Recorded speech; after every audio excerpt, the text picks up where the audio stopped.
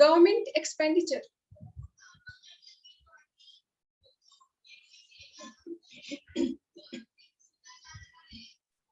Government expenditure को हम classify कर सकते हैं revenue expenditure, capital expenditure.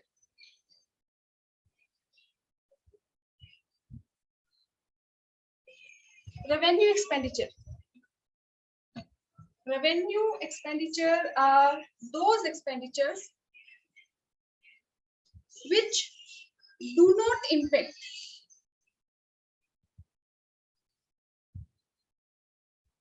asset liability status of government। जो रेवेन्यू एक्सपेंडिचर है उनको हम डिफाइन कर सकते हैं expenditure which do not impact asset liability status of government, यानी ये गवर्नमेंट के ऐसे एक्सपेंडिचर हैं जिनसे ना तो गवर्नमेंट की एसेट पे कोई इफेक्ट होता है और ना ही गवर्नमेंट की लायबिलिटी पे। Capital expenditure, capital expenditure of government are those expenditure which impact asset liability status of government। Capital expenditure वो एक्सपेंडिचर है जिनसे या तो गवर्नमेंट की एसेट वो इंक्रीज होती है और या गवर्नमेंट की लायबिलिटी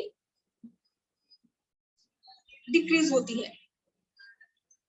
तो ऐसे एक्सपेंडिचर जिनसे या तो गवर्नमेंट की एसेट इंक्रीज हो या फिर गवर्नमेंट की लायबिलिटी डिक्रीज हो जाए, तो ऐसे एक्सपेंडिचर को कैपिटल एक्सपेंडिचर कहा जाता है।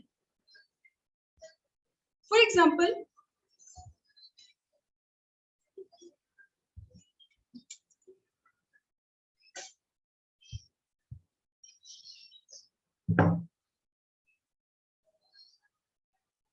गवर्नमेंट जो भी उसके गवर्नमेंट के रेगुलर जो एक्सपेंडिचर है, फॉर एग्जाम्पल जो भी wages, salary, interest, bonus, subsidy, ये सेंट्रल गवर्नमेंट स्टेट गवर्नमेंट को जो भी ग्रांट देती है, डोनेशन देती है,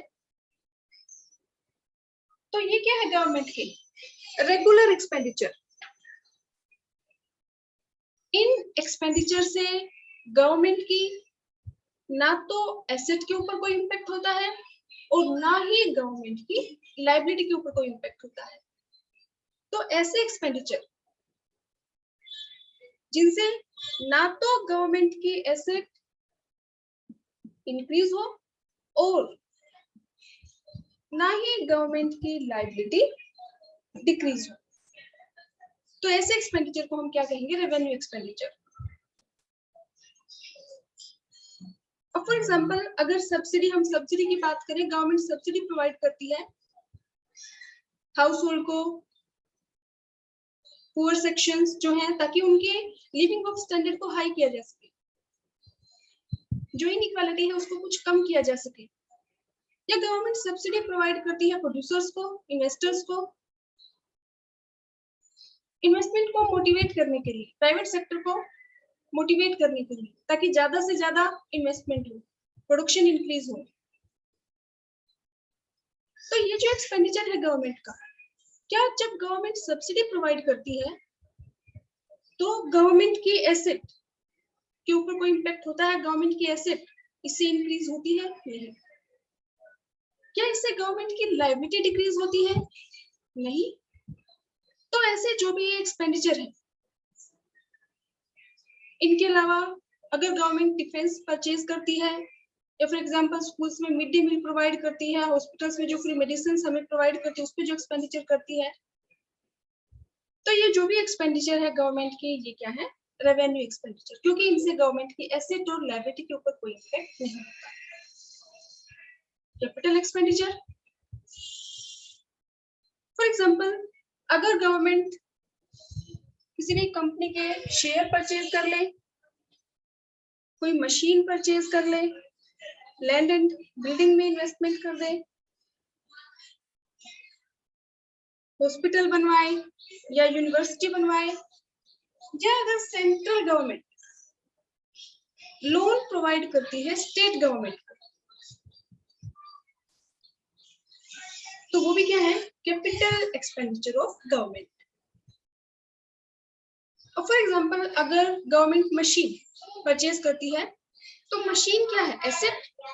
तो गवर्नमेंट ने एक्सपेंडिचर किया है, गवर्नमेंट के पास से पैसे जाएंगे और क्या आ जाएगा गवर्नमेंट के पास, मशीन, यानी कि गवर्नमेंट की एसेट इंक्रीज हो गई।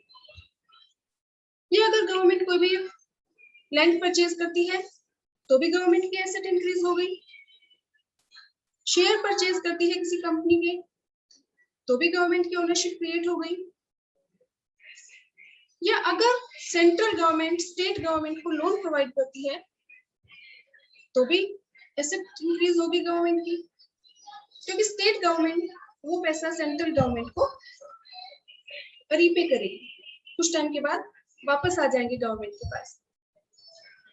या इसके अलावा अगर सेंट्रल गवर्नमेंट ने पहले से कोई लोन ले रखा है, तो अगर सेंट्रल गवर्नमेंट उसकी रीपेमेंट कर दे,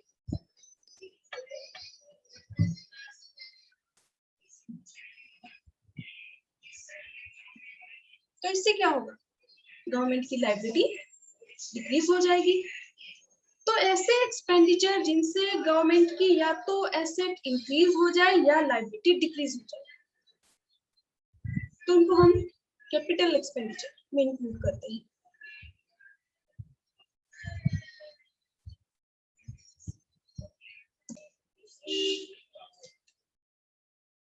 नेक्स्ट हमारा जो टॉपिक है वो है बैलेंस्ड बजट, अनबैलेंस्ड बजट।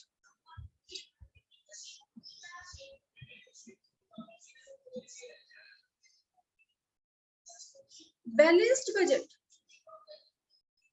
जैसे कि हमें इसके नाम से पता चल रहा है balanced.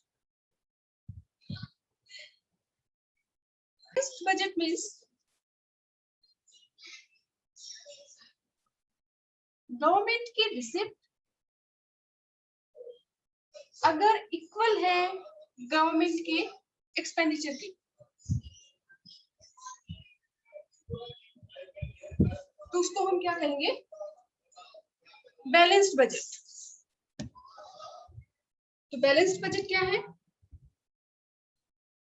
when government receipts are equal to government's expenditure। अगर गवर्नमेंट की जो टोटल रिसिप्ट है वो इक्वल है टोटल एक्सपेंडिचर की, तो उसको हम क्या कहेंगे, बैलेंस्ड बजट। अब जो बैलेंस्ड बजट है, क्या इसकी कुछ मेरिट्स हैं? अगर गवर्नमेंट का बजट बैलेंस्ड बजट है, यानी कि गवर्नमेंट की जितनी रिसिप्ट है उतना ही गवर्नमेंट का एक्सपेंडिचर है, दोनों सेम है, तो क्या बैलेंस्ड बजट की कोई यूजफुलनेस है? जो बैलेंस्ड बजट है इसका कोई फायदा है, या गवर्नमेंट को जो बैलेंस्ड बजट है उसको अडॉप्ट करना चाहिए? तो अगर बैलेंस्ड बजट की हम मेरिट्स की बात करें, तो ये कह सकते हैं कि अगर गवर्नमेंट का बजट बैलेंस्ड है तो इट मींस गवर्नमेंट कोई भी वेस्टफुल एक्सपेंडिचर नहीं कर रही, यानी कि जो भी गवर्नमेंट की रिसिप्ट है उतनी ही वो एक्सपेंडिचर कर रही है, तो कोई भी एक्स्ट्रा खर्चा गवर्नमेंट नहीं कर रही। जो उसकी रिसिप्ट है उसको सही तरीके से गवर्नमेंट यूटिलाइज कर रही है। और दूसरा हम ये कह सकते हैं कि इकोनॉमी में स्टेबिलिटी बनी रहती है। स्टेबिलिटी मीन्स क्योंकि गवर्नमेंट की जितनी रिसिप्ट है उतनी ही उसके एक्सपेंडिचर है। तो ना तो जो इकोनॉमी है उसमें इन्फ्लेशन की सिचुएशन अराइज होगी और ना ही डिफ्लेशन की सिचुएशन अराइज होगी, क्योंकि जितनी रिसिप्ट है गवर्नमेंट की उतनी ही गवर्नमेंट की एक्सपेंडिचर है। तो अगर बैलेंस्ड बजट के मेरिट्स आपसे पूछी जाए तो हम एक्सप्लेन कर सकते हैं कि अगर बैलेंस्ड बजट है तो इट मींस तो गवर्नमेंट के रिसोर्सेज हैं वो गवर्नमेंट उनका अच्छे से यूटिलाइजेशन कर रही है, कोई वेस्टफुल एक्सपेंडिचर गवर्नमेंट नहीं कर रही। और दूसरा, इकोनॉमी में स्टेबिलिटी बनी रहती है, ना तो इन्फ्लेशन की सिचुएशन अराइज होती है और ना ही डिफ्लेशन की। लेकिन अगर हम बात करें डीमेरिट्स ऑफ बैलेंस्ड बजट,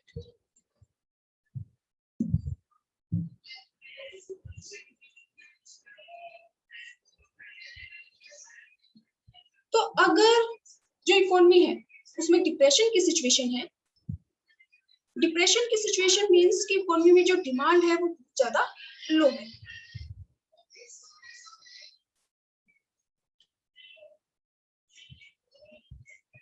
तो क्या डिप्रेशन की सिचुएशन में जो बैलेंस्ड बजट है वो यूजफुल है? नहीं, क्योंकि अगर डिप्रेशन की सिचुएशन है, डिफ्लेशनरी डेट की सिचुएशन है, या हम कहें कि डेफिशिएंट डिमांड की अगर सिचुएशन है इकोनॉमी में, तो बैलेंस्ड बजट यूजफुल नहीं है, क्योंकि डेफिशिएंट डिमांड या डिप्रेशन की सिचुएशन है, इट मींस इकोनॉमी में एग्रीगेट डिमांड कम है, मनी की सप्लाई कम है। तो डेफिशिएंट डिमांड को करेक्ट करने के लिए गवर्नमेंट मनी की सप्लाई को इंक्रीज करने की कोशिश करती है, और अगर गवर्नमेंट मनी की सप्लाई को इंक्रीज करने की कोशिश करती है तो उस सिचुएशन में जो डेफिशिट बजट है, डेफिशिट बजट मींस कि गवर्नमेंट के एक्सपेंडिचर ज्यादा है और रिसिप्ट कम है। तो अगर डिप्रेशन की सिचुएशन है और उसको करेक्ट करना है तो जो बैलेंस्ड बजट है वो यूजफुल नहीं है। अगर इकोनॉमी में अनएम्प्लॉयमेंट की सिचुएशन है, उसको हम ये डेफिशिएंट डिमांड या डिप्रेशन की सिचुएशन बोल सकते हैं कि डेफिशिएंट डिमांड, अगर डिमांड कम है तो जो इन्वेस्टर्स हैं वो इन्वेस्टमेंट कम करते हैं, इन्वेस्टमेंट कम होने की वजह से इकोनॉमी में अनएम्प्लॉयमेंट इंक्रीज होती है। तो अगर इकोनॉमी में अनएम्प्लॉयमेंट इंक्रीज हो रही है तो उसको कम करने के लिए भी जो डेफिशिट बजट है वो यूजफुल है, जो बैलेंस्ड बजट है वो यूजफुल नहीं है। तो अगर हम बैलेंस्ड बजट की डीमेरिट्स की बात करें तो अगर डिप्रेशन की सिचुएशन को करेक्ट करना है तो भी जो बैलेंस्ड बजट है यूजफुल नहीं है, अगर अनएम्प्लॉयमेंट की सिचुएशन है, एम्प्लॉयमेंट को इंक्रीज करना है तो भी जो बैलेंस्ड बजट है यूजफुल नहीं है, और अगर कोई अंडर डेवलप्ड इकोनॉमी है तो अंडर डेवलप्ड इकोनॉमी को कन्वर्ट करने के लिए डेवलप्ड इकोनॉमी में तो भी गवर्नमेंट को ज्यादा एक्सपेंडिचर करना पड़ता है, क्योंकि अगर गवर्नमेंट एक्सपेंडिचर करती है तो इकोनॉमी में मनी की सप्लाई इंक्रीज होती है, मनी की सप्लाई इंक्रीज होने से एग्रीगेट डिमांड इंक्रीज होती है, एग्रीगेट डिमांड अगर इंक्रीज होती है तो जो इन्वेस्टर्स है वो ज्यादा इन्वेस्टमेंट करते हैं, तो जो अंडर डेवलप जो इकोनॉमी है वो धीरे धीरे डेवलप होना शुरू हो जाती है। तो अगर ऐसी सिचुएशन है कि डिप्रेशन की सिचुएशन है, अनएम्प्लॉयमेंट की सिचुएशन है, या हम कहें कि एग्रीगेट डिमांड अगर कम है इकोनॉमी में, या लेस डेवलप अंडर डेवलप्ड अगर इकोनॉमी है, तो उस सिचुएशन में जो बैलेंस्ड बजट है वो यूजफुल नहीं है।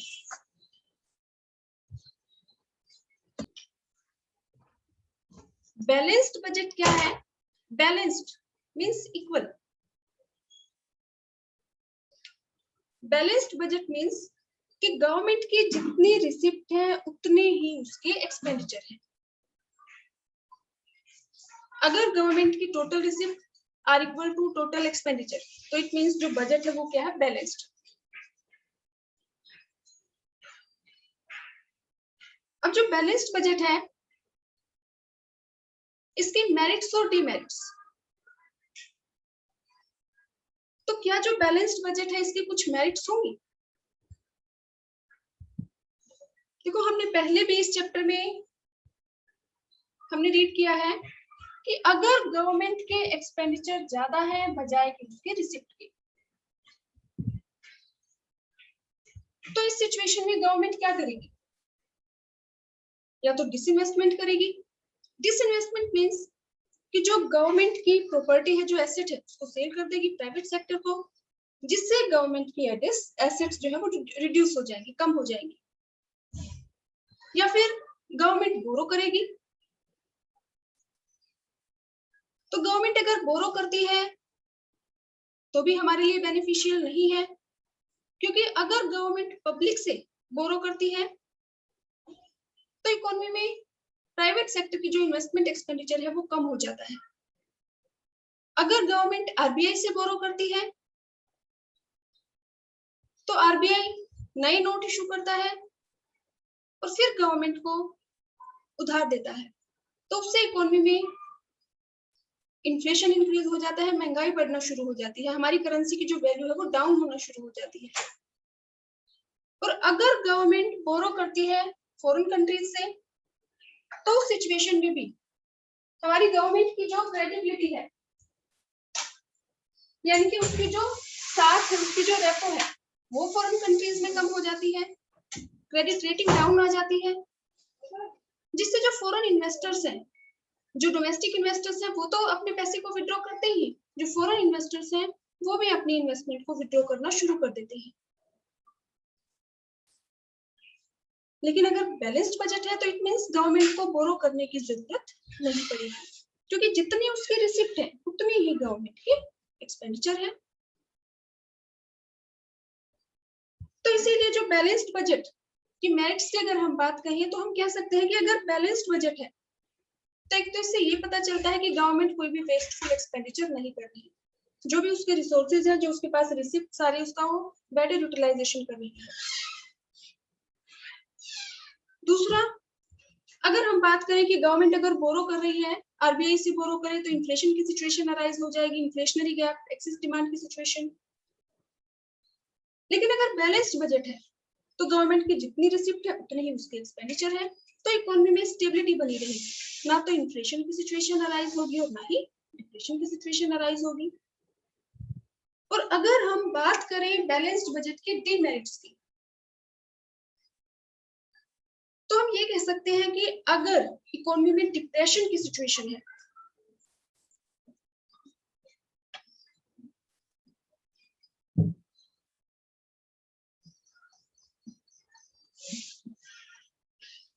डिप्रेशन या हम कहें डिफ्लेशनरी गैप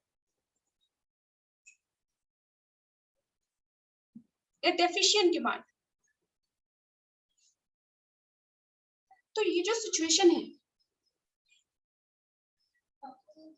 कि depression, deflationary gap, deficient demand, it means economy में मनी की सप्लाई कम है, लिक्विडिटी कम है। लिक्विडिटी कम होने की वजह से एग्रीगेट डिमांड कम हो जाती है। अगर एग्रीगेट डिमांड कम है तो जो इन्वेस्टर्स हैं वो अपने प्रोडक्शन में कटौती करना शुरू कर देते हैं, इन्वेस्टमेंट कम करते हैं। इन्वेस्टमेंट अगर कम होती है तो अनएम्प्लॉयमेंट इंक्रीज होती है, और अनएम्प्लॉयमेंट इंक्रीज होगी तो इनकम कम होगी, इनकम कम होने से एग्रीगेट डिमांड फिर से और कम हो जाएगी। तो अगर इकोनॉमी में ऐसी सिचुएशन है डिफ्लेशनरी गैप की, डेफिशिएंट डिमांड की, तो उसको करेक्ट करने के लिए गवर्नमेंट फिस्कल पॉलिसी का यूज करती है, अपने बजट का यूज करती है, और गवर्नमेंट अपने एक्सपेंडिचर को इंक्रीज करती है। यानी कि उस सिचुएशन में गवर्नमेंट के जो एक्सपेंडिचर हैं वो ज्यादा होते हैं गवर्नमेंट की रिसिप्ट से। तो अगर डिप्रेशन की सिचुएशन है, अनएम्प्लॉयमेंट की सिचुएशन है इकोनॉमी में, तो उसको करेक्ट करने के लिए जो बैलेंस्ड बजट है वो यूजफुल नहीं है, क्योंकि इसमें गवर्नमेंट की जितनी रिसिप्ट है उतने ही गवर्नमेंट एक्सपेंडिचर कर रही है, जबकि गवर्नमेंट को ज्यादा एक्सपेंडिचर करने की जरूरत है, क्योंकि गवर्नमेंट जितने ज्यादा एक्सपेंडिचर करेगी इकोनॉमी में मनी की सप्लाई इंक्रीज होगी, मनी की सप्लाई इंक्रीज होने से एग्रीगेट डिमांड इंक्रीज होगी, एग्रीगेट डिमांड इंक्रीज होगी तो इन्वेस्टमेंट इंक्रीज होगी, और इन्वेस्टमेंट इंक्रीज होगी तो जो अनएम्प्लॉयमेंट है वो डिक्रीज होगी। तो इसीलिए हम ये कह रहे हैं कि जो बैलेंस्ड बजट है ये यूजफुल नहीं है in situation of depression, in deflationary gap या in case of deficient demand. और दूसरा, अगर कोई भी इकोनॉमी अंडर डेवलप्ड इकोनॉमी है तो उस सिचुएशन में भी गवर्नमेंट को ज्यादा इन्वेस्टमेंट करनी पड़ती है, और अगर गवर्नमेंट ज्यादा इन्वेस्टमेंट एक्सपेंडिचर करेगी तो भी गवर्नमेंट के जो एक्सपेंडिचर है वो ज्यादा होंगे बजाय उसकी रिसिप्ट के। तो उस केस में भी जो बैलेंस्ड बजट है ये यूजफुल नहीं है।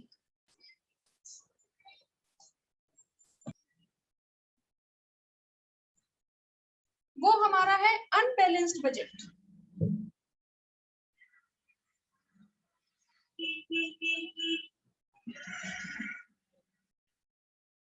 अनबैलेंस्ड बजट, अनबैलेंस्ड मींस इसमें दो सिचुएशन अराइज हो सकती है, या तो जो गवर्नमेंट का बजट है वो सरप्लस बजट हो सकता है,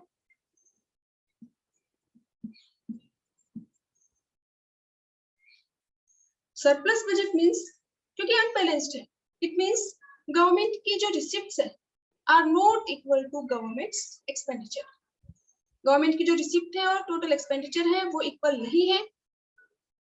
तो अनबैलेंस्ड बजट में पहली सिचुएशन हो सकती है surplus budget. Surplus budget means government की जो रिसिप्ट है are greater than government's expenditure. अगर गवर्नमेंट की जो टोटल रिसिप्ट है are greater than government's total expenditure तो उसको हम क्या कहेंगे, सरप्लस बजट। अब क्या जो सरप्लस बजट है इसके कुछ मेरिट्स हो सकती हैं या इसके कुछ डिमेरिट्स?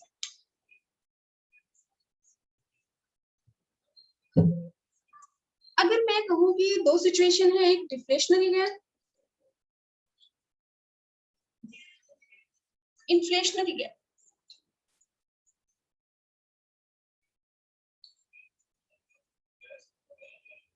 तो जो सरप्लस बजट है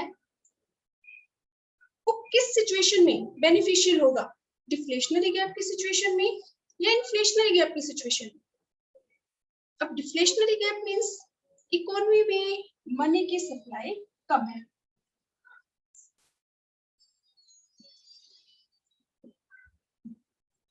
और इस सिचुएशन को करेक्ट करने के लिए गवर्नमेंट अपने एक्सपेंडिचर को इंक्रीज करेगी। और जो इन्फ्लेशनरी गैप की सिचुएशन है,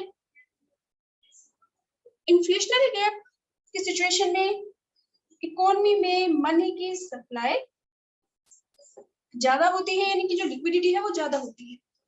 और अगर इन्फ्लेशनरी गैप को करेक्ट करना है तो गवर्नमेंट अपने एक्सपेंडिचर को कम करने की कोशिश करती है ताकि इकोनॉमी में मनी की सप्लाई कम हो जाए।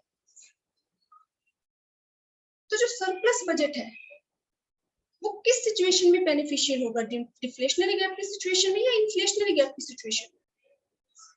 तो अगर हम बात करें सरप्लस बजट की मेरिट्स की, तो जो सरप्लस बजट है वो बेनिफिशियल होगा इन्फ्लेशनरी गैप को करेक्ट करने के लिए, एक्सेस डिमांड की सिचुएशन को करेक्ट करने के लिए, क्योंकि इन्फ्लेशनरी गैप की सिचुएशन में इकोनॉमी में मनी की सप्लाई ज्यादा है। इन्फ्लेशनरी गैप को मैनेज करने के लिए, कंट्रोल करने के लिए गवर्नमेंट इकोनॉमी से मनी की सप्लाई को कम करने की कोशिश करती है। तो इस सिचुएशन में गवर्नमेंट सरप्लस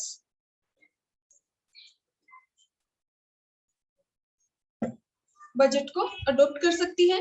जो सरप्लस बजट है वो इस सिचुएशन में बेनिफिशियल है, क्योंकि सरप्लस बजट मींस गवर्नमेंट की रिसिप्ट ज्यादा है, गवर्नमेंट की जितनी रिसिप्ट है गवर्नमेंट से खर्चा कम करती है, और अगर गवर्नमेंट अपने एक्सपेंडिचर को कम करती है तो इकोनॉमी से मनी की सप्लाई कम हो जाती है और इन्फ्लेशनरी गैप की सिचुएशन धीरे धीरे करेक्ट होना शुरू हो जाती है।